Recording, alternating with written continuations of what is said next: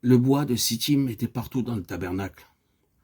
L'arche dans le lieu très saint, l'autel, l'encens, et les tables des pains de proposition dans le lieu saint, les planches et les colonnes du sanctuaire, les colonnes de la cour extérieure et le grand autel. Tout était en bois de Sittim. Exode 25, 5.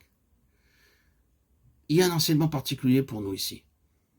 Le bois de Sittim tire son origine d'un arbre de la famille de l'acacia. C'est le bois le plus commun qui peut être trouvé dans toutes les parties du monde.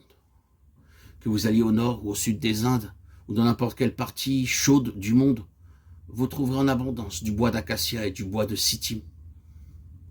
Pourtant, il est très peu utilisé, sinon comme bois de chauffage. Le Seigneur Jésus, le Seigneur de gloire, revêtit la forme d'un homme commun. Il n'est pas né dans un palais royal, il est né dans une étable, fut déposé dans une mangeoire et élevé comme une très humble personne. Il ne vint pas dans le monde en grande pompe et avec la splendeur terrestre. Comme un homme ordinaire, il vint et vécut parmi les gens les plus pauvres. Mais lorsqu'il parlait, il le faisait avec autorité. Marc 1, 22, Jean 7, 46.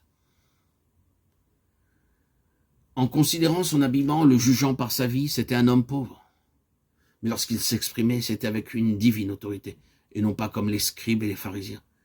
Les pharisiens étaient fiers de leurs robes amples et longues. Mais le Seigneur Jésus-Christ ne vint pas pour se montrer extérieurement. Il vint comme le bois de Sittim ordinaire commun. De telle manière qu'un homme, quel que soit son pays ou son éducation, puisse dire « Il est mon Seigneur, mon Sauveur, mon ami ».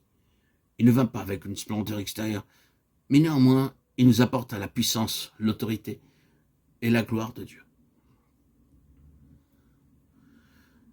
Le bois de Sittim nous parle de la manière dont le Dieu puissant, le Dieu vivant, se fit homme pour nous. Philippiens 2, 5, 9. Notre Seigneur savait ce que signifiait être pauvre. Il savait ce que signifiait aller sans nourriture. Il savait ce que signifiait aller dormir en plein air, sous les arbres ou dans les montagnes. Il savait ce que signifiait être haï par ses propres frères. Il savait ce que signifiait être rejeté par ses propres amis. Il savait ce que signifiait être injurié et accusé faussement. Il savait ce que signifiait être appelé Belzéboul, le prince des démons. Il savait, parce qu'il a dû être rendu semblable en toutes choses à ses frères, afin d'affronter pour eux la tentation, l'épreuve. C'est pourquoi nous pouvons lui dire tous nos chagrins, car du fait qu'il a souffert lui-même et qu'il a été tenté, il peut secourir ceux qui sont tentés. Hébreux 2, 17, 18. À lui soit toute la gloire et tous les honneurs pour les siècles des siècles.